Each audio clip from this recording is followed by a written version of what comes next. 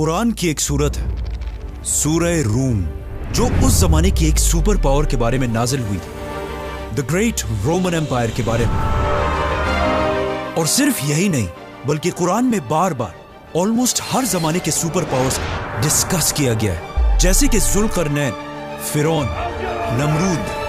मतलब as a मुस्लिम अपने दौर के सुपर पावर्स को समझना एक बहुत ही इंपॉर्टेंट काम है। और आज हमारे दौर का सुपर पावर है America. We'll make America great again. We all know कि रसूलुल्लाह सल्लल्लाहु अलैहि वसल्लम की वफात के बाद उनके 4 अजीम खुलफा ने पहली बार मुसलमानों की इस छोटी सी एम्पायर को दुनिया का सबसे बड़ा सुपर पावर बनाया। लेकिन सिर्फ 30 साल के बाद ये खिलाफत राशिदा खत्म कर दी गई और मुसलमानों की ये एम्पायर एक खानदान बनु उमैया के कंट्रोल में आई, जिन्होंने आते ही इस इस्लामिक एम्पायर को आने वाले सालों में और भी ज्यादा बढ़ाया और इसकी एक स्ट्रॉन्ग इकोनॉमी भी बनाई। लेकिन इसी बनु उमैया के दूसरे बादशाह यजीद बिन मुआविया के दौर में इस्लाम की तारीख का सबसे दर्दनाक वाकया पेश आया, करबला, जिसमें यजीद की फौज ने रसूलुल्लाह सल्लल्लाहु अलैहि वसल्लम की फैमिली, अहले बैत के बहुत सारे लोगों को बहुत ही बेरहमी से शहीद किया। करबला के वाकये के बाद अगले 70 साल तक उमैया खानदान से कोई भी बादशाह ना छीन सका और ये आराम से मुसलमानों की इस पूरी एम्पायर पर हुकूमत करते रहे। लेकिन इन 70 सालों में करबला का दुख मुसलमानों के दिलों से ना निकल सका और जैसे जैसे इस्लाम फैलता गया, करबला का गम आहिस्ता आहिस्ता गुस्से में बदलने लगा। इसके अलावा एक मसला ये था कि बनु उमैया के दौर में सिर्फ अरबों की इज्जत थी और बाकी कौमों को कोई अहमियत नहीं दी जाती थी और उन्हें ऐसे ही ट्रीट किया जाता था जैसे आज अरब ममालिक में पाकिस्तानियों और इंडियंस को ट्रीट किया जाता है। आखिर 70 साल बाद बनु उमैया के इन्हीं गलतियों की वजह से लोग बनु उमैया के इतने खिलाफ हो गए कि एक और खानदान, अब्बासी खानदान को मौका मिला कि वो बनु उमैया के खिलाफ बगावत कर सके। कहा जाता है कि अब्बासी खानदान के लोग हर शहर में जाकर वहाँ के लोगों को करबला के वाकयात की याद दिलाते थे, जिससे लोगों में बनु उमैया खानदान के लिए गुस्सा और भी बढ़ जाता था। आखिर अब्बासियों ने इसी गुस्से को यूज करके उमैया खानदान की हुकूमत को हमेशा के लिए खत्म कर दिया और इस तरह अब दुनिया में एक नई खिलाफत पैदा हुई, अब्बासी खिलाफत। इस अब्बासी खानदान के पहले खलीफा ने आते ये हुक्म दिया कि जहाँ भी उमैया खानदान का कोई भी बंदा नजर आए उसकी गर्दन उड़ा दी जाए, चाहे वो इस हुकूमत का हिस्सा हो या ना हो, किसी को भी नहीं छोड़ना। खलीफा के इस हुक्म के बाद अब्बासी फौज पूरे इस्लामिक एम्पायर में फैल गई और उन्होंने बनु उमैया के एक एक बंदे को ढूंढ ढूंढ कर मारना शुरू किया और इस तरह बनु उमैया के लाखों लोग मारे गए। लेकिन इस सब के बाद भी अब्बासियों का गुस्सा ठंडा नहीं हुआ। अब्बासी सीधा बनु उमैया के कैपिटल की तरफ गए, क्योंकि उनके कैपिटल दमास्कस में बनु उमैया के सारे बादशाहों की कब्रें थी।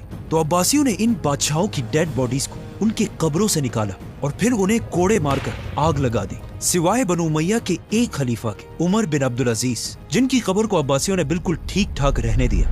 नाउ बनु उमैया खानदान के जो लोग बच गए, उन्हें पता था कि अब यहाँ रहना इम्पॉसिबल है, तो वो इस इस्लामिक एम्पायर को छोड़कर वेस्ट की तरफ भागने लगे और अब्बासी खानदान इनका पीछा करने लगा। बनु उमैया पहले इजिप्ट की तरफ गए, फिर वहाँ से लिबिया, अल्जीरिया और आखिर मोरक्को तक पहुँचे, लेकिन यहाँ भी अब्बासियों ने इनका पीछा नहीं छोड़ा। अब उमैया खानदान के लोगों के पास कोई और ऑप्शन नहीं था, तो वो मजबूरन इस समंदर को क्रॉस करके स्पेन में एंटर हुए।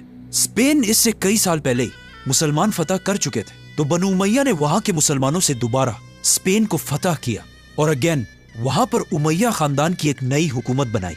और इस तरह मुसलमान, जो अब तक एक ही खिलाफत के अंडर रहते थे, पहली बार 2 एम्पायर्स में डिवाइड हो गए। यहाँ स्पेन में, जिसे उस जमाने में उंदलस कहा जाता था, उमैया खानदान ने इतनी जबरदस्त एम्पायर बनाई कि स्पेन आने वाले सालों में दुनिया की सबसे जबरदस्त कंट्री बनी और अगले 800 साल तक कोई भी मुसलमानों से स्पेन दोबारा नहीं छीन सका। लेकिन मुसलमानों की स्पेन पर 800 साल की हुकूमत के बाद अब स्पेन मुसलमानों के हाथों से हमेशा के लिए निकलने वाला था, क्योंकि मुसलमानों के स्पेन के पास ही 2 छोटी छोटी क्रिश्चियन एम्पायर्स थी और ये दोनों अब तक हमेशा आपस में लड़ते रहते थे। लेकिन अब अचानक एक एम्पायर के बादशाह किंग फर्डिनेंड ने दूसरी एम्पायर की क्वीन इजाबेला से शादी कर ली और इस रॉयल शादी के बाद इन दोनों एम्पायर्स की दुश्मनियां खत्म हो गई और ये दोनों मिलकर मुसलमानों के खिलाफ एक यूनाइटेड एम्पायर बनी। जिसके बाद फर्डिनेंड और इजाबेला ने मिलकर मुसलमानों के स्पेन पर हमला कर दिया और लाखों मुसलमानों को शहीद करने लगे और मुसलमानों के साथ साथ यहूदियों को भी मारने लगे। स्पेन में क्रिश्चियंस ने मुसलमानों पर बहुत जुल्म किया लेकिन वो जमाना आज की तरह नहीं था कि दुनिया में मुसलमानों का कोई पूछने वाला ना हो, क्योंकि जैसे ही स्पेन में मुसलमानों पर जुल्म शुरू हुआ, उस वक्त के सुपर पावर उस्मानिया सल्तनत के बादशाह बयाजिद ने अपनी नेवी को फौरन स्पेन की तरफ भेजा कि वो वहां के मुसलमानों और यहूदियों को बचाकर उस्मानिया सल्तनत की तरफ लाए। और फिर स्पेन से आए हुए मुसलमानों और यहूदियों को ऑटोमन बादशाह ने खुद बहुत अच्छी तरह वेलकम किया और इन सब को अपनी एम्पायर उस्मानिया सल्तनत की सिटीजनशिप दी। इन सब लोगों को यहाँ वेलकम करने के बाद उस्मानिया सल्तनत के बादशाहों ने यूरोप के किए गए जुल्मों का बदला लेने के लिए उनके ट्रेडर्स पर एशिया और यूरोप के दरमियान सारे रास्ते बंद कर दिए। लेकिन यूरोपियंस इस सब के बाद भी अपने मिशन से पीछे नहीं हटे और आखिर साल 1492 में क्रिश्चियंस ने मुसलमानों को स्पेन से हमेशा के लिए निकाल दिया। बट वेट, इस सब का अमेरिका से क्या ताल्लुक है? ताल्लुक है 1492। जिस साल मुसलमानों को स्पेन से निकाला गया, एग्जैक्ट उसी साल 1492 में एक स्पेनिश बिजनेसमैन एक बहुत ही अजीब और यूनिक प्रपोजल लेकर बादशाह फर्डिनेंड और क्वीन इजाबेला के दरबार में हाजिर हुआ, जिसका नाम था क्रिस्टोफर कोलंबस। असल में उस्मानिया सल्तनत के बादशाहों ने यूरोप पर इतनी सख्त पाबंदियां लगाई थी कि अब यूरोप और एशिया के दरमियान सारे रास्ते बंद हो चुके थे, जिससे यूरोप के हालात बहुत खराब हो चुके थे, क्योंकि यूरोप एक बहुत ही सर्द इलाका था और वहां अपना कोई स्ट्रॉन्ग एग्रीकल्चर सिस्टम नहीं था और वहां की जमीन बहुत ही कम चीजें पैदा करती थी और यूरोप की सारी चीजें ज्यादातर चाइना और इंडिया से ही आती थी।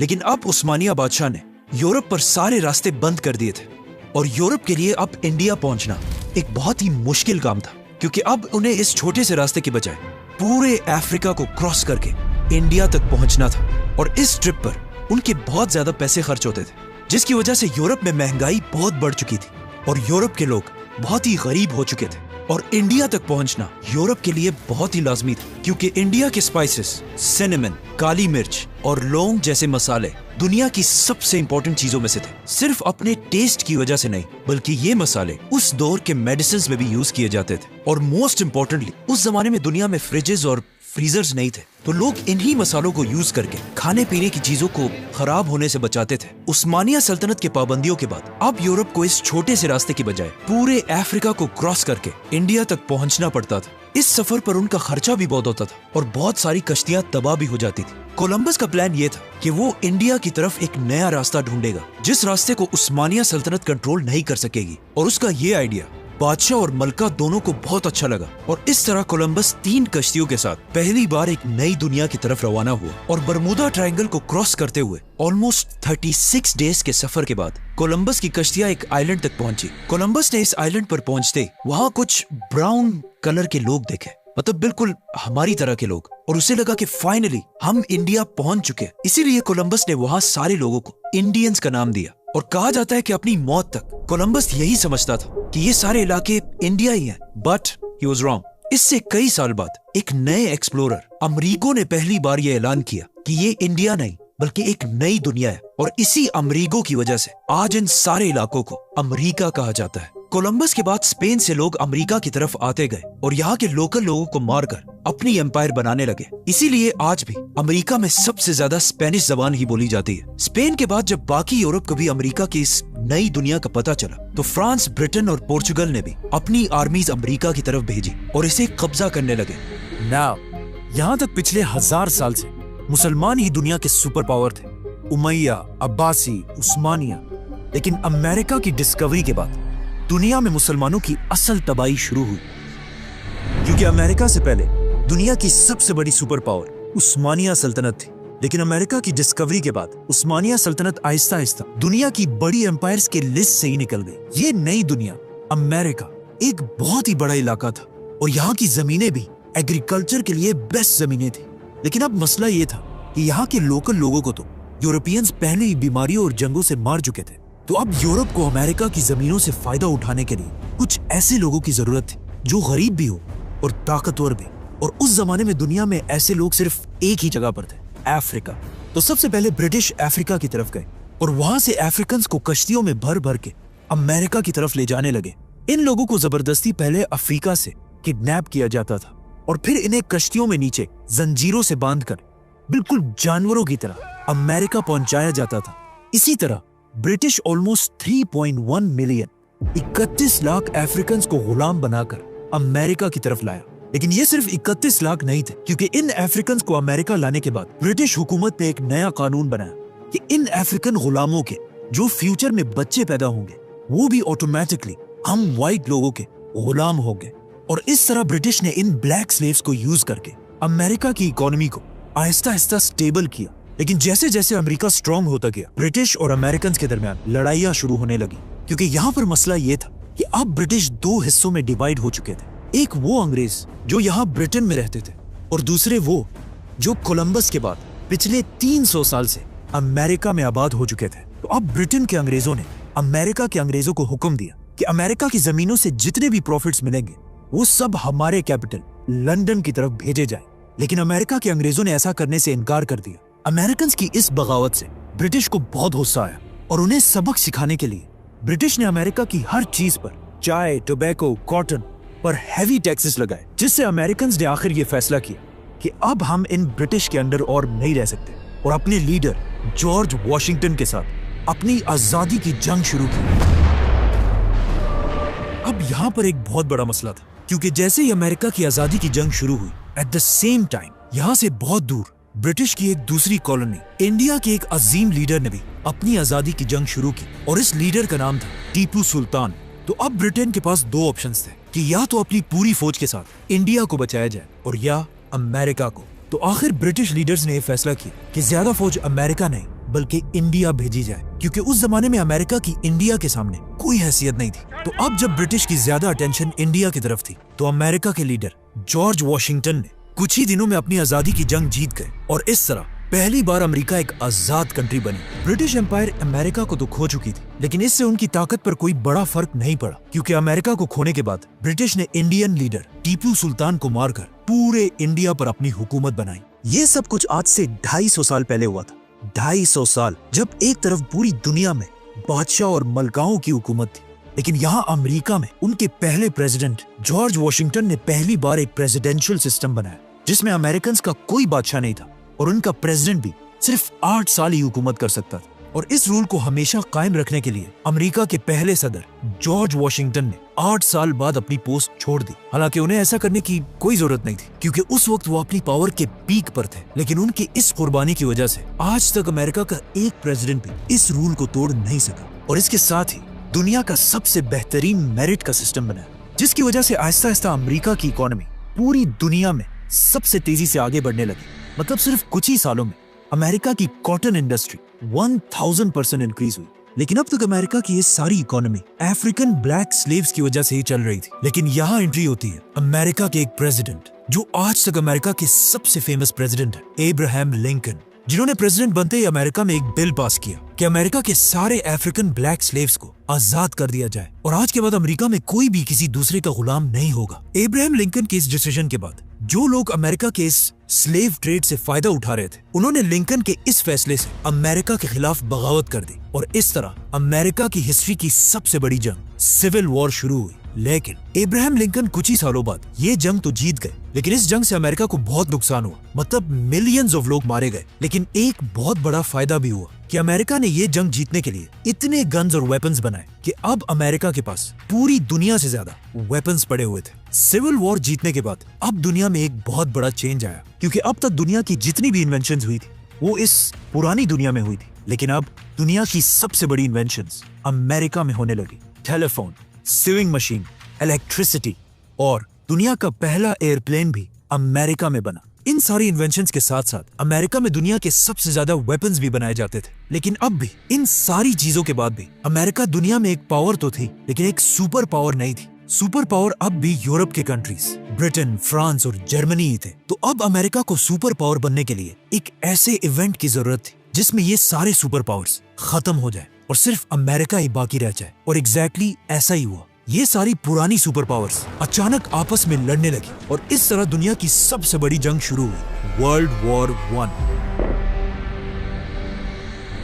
वर्ल्ड वॉर 1 में एक तरफ दुनिया की सारी पुरानी सुपर पावर्स जब आपस में लड़ रही थी, तो अमेरिका इस जंग से बहुत दूर बिल्कुल आराम से ये सब कुछ देख रहा था। और ब्रिटिश एम्पायर की बहुत मिन्नतों के बाद भी वो इस जंग में आखिरी मिनट तक शामिल नहीं हुआ और पूरी जंग के दौरान अमेरिका इन सबको वेपन सप्लाई करता रहा।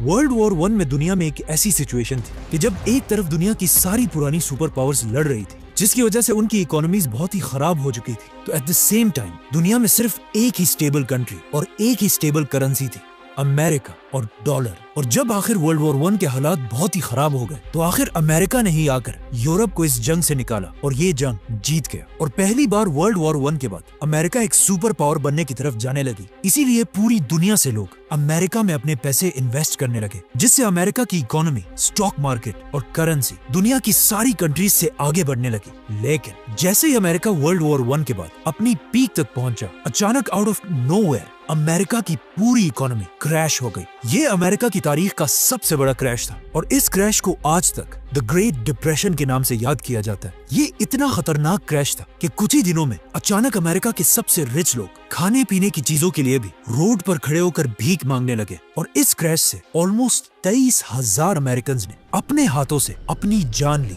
जिनमें से बहुत सारे लोगों ने अमेरिका के इन्हीं खूबसूरत बिल्डिंग से छलांग लगाई। अमेरिका की इसी तबाही का सबसे बड़ा फायदा यूरोप के एक नए यंग लीडर ने उठाया, जिसने पूरी दुनिया को बताया कि ये अमेरिका भी कोई इतनी बड़ी चीज नहीं है, तो हमें एक नए निजाम, एक नए सिस्टम की जरूरत है। और इस लीडर का नाम था एडोल्फ हिटलर।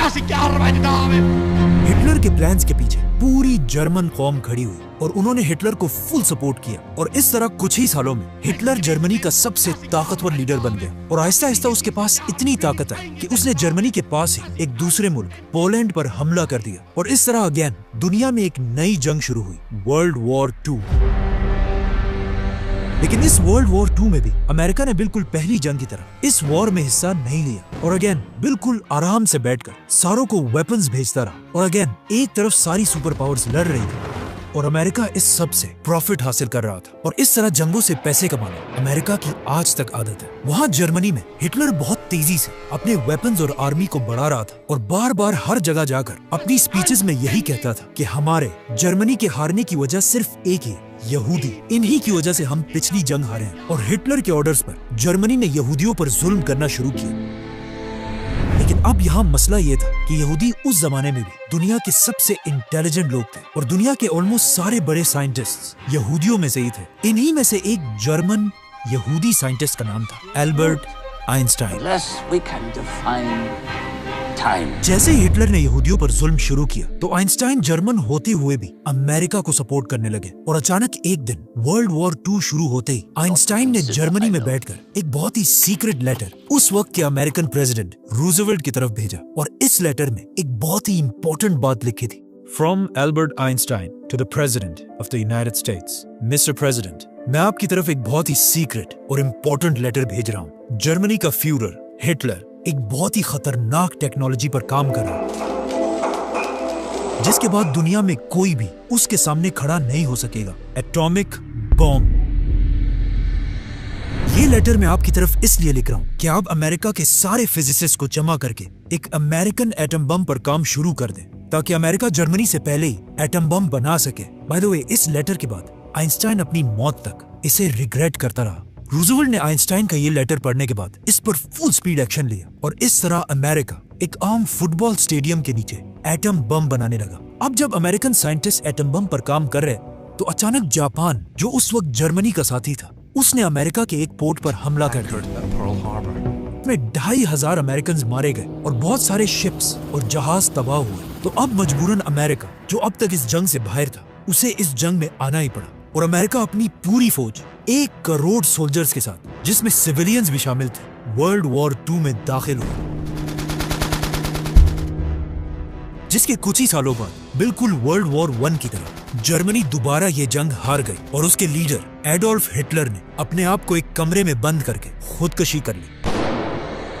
जर्मनी तो इस जंग से निकल गया, लेकिन उसका साथी जापान अभी भी इस जंग में था। तो अमेरिकन प्रेसिडेंट रूजवेल्ट ने जापान के एम्परर हिरोहितो को ये वार्निंग दी कि सरेंडर करो, वरना हम तुम्हारा ऐसा हाल करेंगे कि आने वाली पूरी दुनिया उसे याद करेगी। लेकिन ऑफ कोर्स जापान ने सरेंडर नहीं किया और उसके एम्परर ने सोचा कि ज्यादा से ज्यादा ये क्या कर लेंगे। लेकिन उसे इस बात का पता नहीं था कि आइंस्टाइन के लेटर के बाद अब अमेरिका का एटम बम बिल्कुल रेडी था। तो आखिर अमेरिका के नए प्रेसिडेंट हैरी ट्रूमन ने अपने ऑफिस में एक मीटिंग बुलाई, जिसमें अमेरिकन प्रेसिडेंट ने अपने जनरल से पूछा कि हम आखिर जापान को कैसे सरेंडर पर मजबूर कर सकते हैं। तो उसके जनरल्स ने कहा कि जापानीज लोग एक बहुत ही खतरनाक कौम है, वो इतनी आसानी से सरेंडर नहीं करेंगे। जिस पर आखिर वहाँ बैठे सारों ने दुनिया का पहला एटम बम यूज करने का फैसला किया।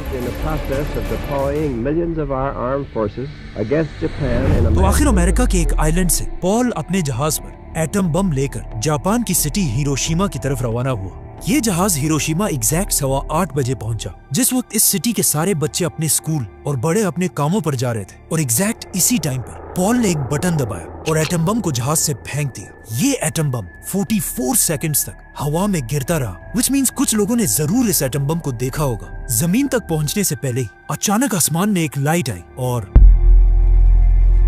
विदिन अ सेकेंड 70,000 लोग खत्म हो गए। अब जब जापान ये पता ही लगा रहा था कि उसके साथ हुआ क्या है, तो अचानक सिर्फ 3 दिन बाद अमेरिका ने जापान के दूसरे शहर नागासाकी पर भी एक और एटम बम गिरा दिया, जिसमें 40,000 लोग मारे गए। इन धमाकों के बाद यूएस प्रेसिडेंट ने दोबारा जापान के एम्परर को वार्निंग दी कि सरेंडर करो, वरना हमारा नेक्स्ट टारगेट टोक्यो होगा। और मजबूरन जापान के एम्परर ने सरेंडर कर दिया। इन धमाकों के बाद अमेरिका में एक बहुत ही इंटरेस्टिंग सर्वे किया गया, जिसमें अमेरिकन से पूछा गया कि अमेरिका ने ये बम डालकर सही किया या गलत, जिसमें 85% लोगों ने ये कहा कि अमेरिकन प्रेसिडेंट ने बिल्कुल सही फैसला किया है। लेकिन आहिस्ता आहिस्ता लोग इस फैसले के खिलाफ होते गए और ये नंबर 85% से 50% तक आ गया, क्योंकि लोगों को समझ आ गई कि ये हमला अमेरिका ने बिल्कुल आम इनोसेंट सिविलियंस पर किया था। आपने सुना होगा कि जिन पायलट्स ने ये एटॉमिक बॉम्ब्स इन सिटीज पर गिराए थे, उन्होंने भी इसके बाद सुसाइड कर लिया था। लेकिन ये भी बिल्कुल झूठ है, बल्कि ये दोनों अपनी मौत तक इन बॉम्ब्स को डिफेंड करते रहे। लेकिन कहीं ना कहीं इनके दिल में जरूर कोई शर्मिंदगी होगी, क्योंकि इन्होंने ये वसीयत की थी कि हमारे मरने के बाद हमारे जिस्मों को दफनाने की बजाय आग लगा दी जाए। वर्ल्ड वॉर 2 के बाद अब पूरी दुनिया ने अमेरिका की ताकत को देख लिया था और अब अमेरिका एक सुपर पावर बन चुका था और अमेरिका की इकोनॉमी, डॉलर फुल पावरफुल हो चुकी थी, जिसके बाद अमेरिका ने यूएन बनाकर अपनी ताकत और भी मजबूत की और अमेरिका पहली बार दुनिया का वाहिद सुपर पावर बना और दुनिया की सारी कंट्रीज ने अमेरिका के सामने अपना सर झुका दिया, सिवाय एक कंट्री के। अब दुनिया का सुपर पावर वही रह सकता था जिसके पास दुनिया में सबसे ज्यादा एटम बॉम्ब्स हो। तो सोवियत यूनियन ने अमेरिका के सिर्फ 4 साल बाद अपना एटम बम बनाया और इस तरह वो अमेरिका को डायरेक्टली चैलेंज करने